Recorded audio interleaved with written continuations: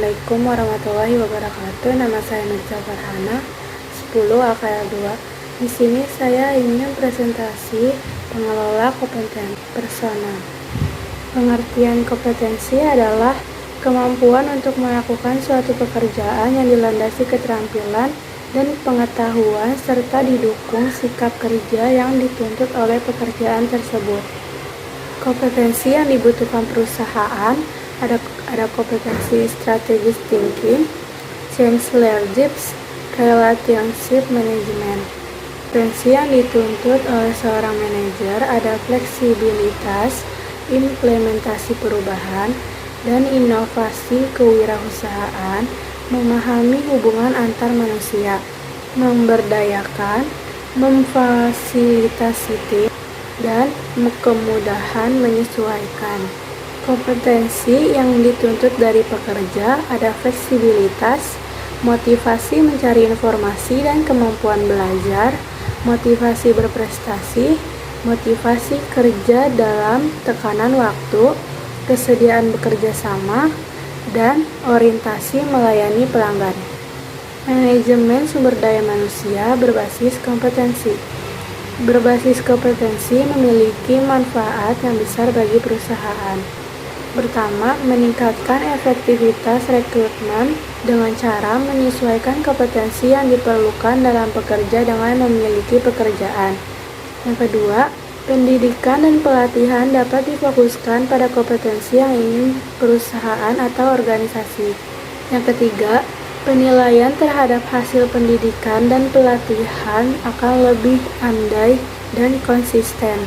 Manajemen sumber daya manusia berbasis kompetensi sudah banyak digunakan oleh perusahaan-perusahaan besar dengan berbagai alasan, yaitu memperjelas standar kerja dan harapan yang ingin dicapai, alat seleksi karyawan, memaksimalkan produktivitas, memudahkan adaptasi terhadap perubahan, menyelaraskan perilaku pekerja dengan nilai-nilai organisasi.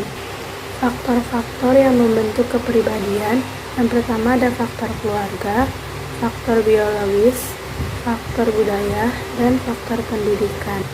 Adapun juga tipe-tipe kepribadian di dunia kerja. Yang pertama tipe realistis, tipe investigasi, tipe usahawan, tipe sosial, tipe artistik, dan tipe konvensional. Tata cara berbusana. Presentasi diri atau grooming adalah penampilan seseorang secara keseluruhan yang selalu berjaga dan rapi. Penampilan diri yang serasi dan menarik sangatlah penting, terutama orang yang banyak berhubungan dengan orang lain. Jenis pakaian resmi menurut tata cara berbusana internasional adalah sebagai berikut. Pakaian lengkap, pakaian resmi atau black tie, dark suit. Adapun juga tata cara bersolek dan berhias.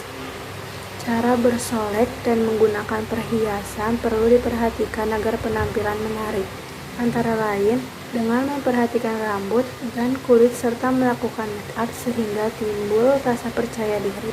Beberapa hal yang diperhatikan dalam bersolek antara lain ada perawatan rambut, make up, perhiasan dan parfum, dan sepatu.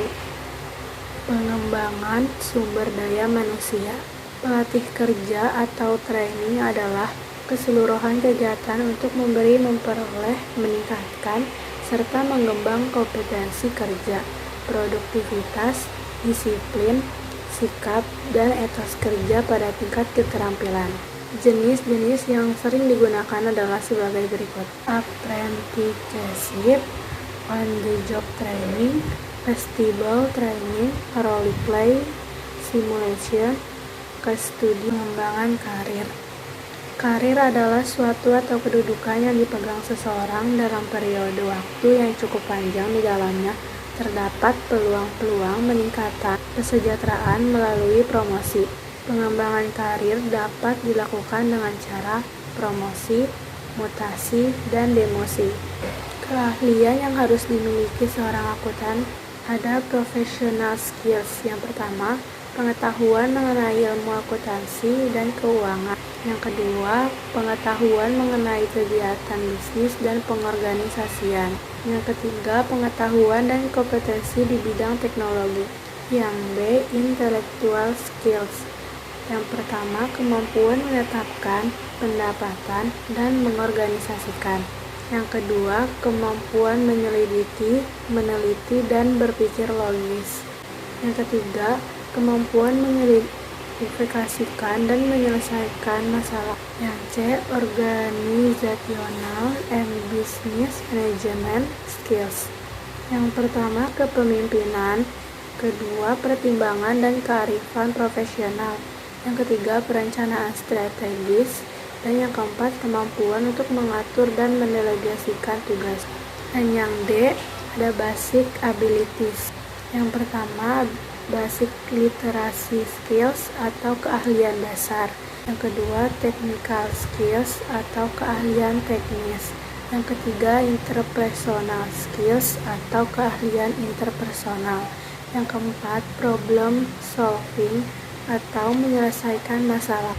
Dan yang terakhir, ada soft skills, yaitu ada jujur, disiplin, bertanggung jawab, ramah, sopan, cepat beradaptasi, hard work, teliti, cerdas, peka, empati, perhatian, teamwork, leadership, loyalitas, komunikasi, problem solving, dan complication.